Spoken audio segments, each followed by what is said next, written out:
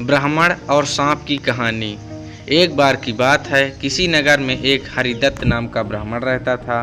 उसके पास खेत थे, लेकिन उनमें ज़्यादा पैदावार नहीं होती थी।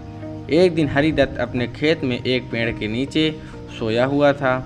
जैसे ही हरिदत्त की आंखें खुली तो उसने देखा कि एक सांप अपना फन फैलाए बैठा हुआ है। ब्राह्मण को आसपास हुआ कि यह कोई साधारण सांप नहीं है, बल्कि कोई देवता है। ब्राह्मण ने निर्णय लिया कि वह आज से इस देवता की पूजा करेगा। हरिदत्त उठा और कहीं से दूध जाकर ले आया।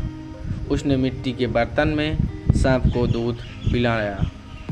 सांप को दूध पिलाते समय हरिदत्त ने सांप से क्षमा मांगते हुए कहा कि हे देव, मैं आज तक आपको साधारण सांप समझता रहा, मुझे माफ़ कर दीजिए। अपनी कृपा दृष्टि से मुझे बहुत सारा धन प्राप्त करें। प्रभु, ऐसा कहकर हरिदत्त अपने घर वापस आ गया। अगले दिन जब वह अपने खेत पहुंचा तो उसने देखा कि बर्तन में उसने कल सांप को दूध पिलाया था, उसमें एक सोने का सिक्का पड़ा हुआ है। हरिदत्त ने वो सिक्का उठा लिया। अब हरिदत्त रोज़ सांप की पूजा करने लगा और सांप रोज़ उसे एक सोने का सिक्का देने लगा। कुछ दिन बाद हरिदत्त को दूर किसी देश जाना पड़ा, तो उसने अपने बेटे से कहा कि तुम खेत में जाकर सांप देवता को दूध पिला देना। अपने पिता की आज्ञा से हरिदत्त का बेटा खेत में गया और सांप के बर्तन में दूध रख आया। अगली सुबह जब वह सांप को दूध पिलाने गया तो उसने देखा कि वहाँ सोने का सिक्का रखा हुआ है।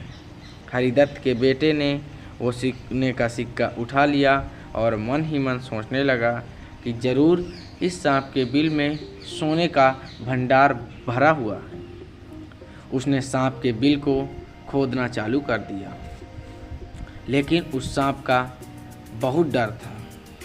हरिदत्त बेटे ने योजना बनाई कि जैसे ही सांप दूध पीने आएगा तो वह उसके सिर पर लाठी से वार करेगा या मार देगा, जिससे सांप मर जाएगा। सांप के मरने के बाद मैं तसल्ली से बिल खोदूंगा। और उसने सोना निकाल कर अमीर बन जाऊंगा।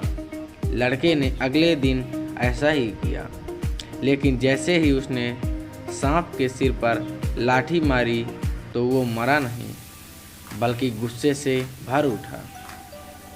सांप ने क्रोध में लड़के के पैर में अपने विष भरे दांतों से काटा और लड़के की उसी समय मौत हो गई। हरिदत्त जब वापस लौटा तो उसे यह जानकर बहुत दुख हुआ।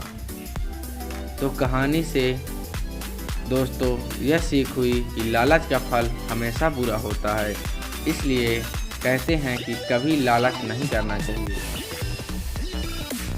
तो दोस्तों, यह कहानी अगर आपको अच्छी लगी हो तो लाइक ज़रूर करिएगा। अगर आप पहली बार आए हो तो चैनल को सब्सक्राइब कर लीजिए। हमारे पास जो भी है हमें उसी से संतोष करना चाहिए और हमें परिश्रम करते रहना।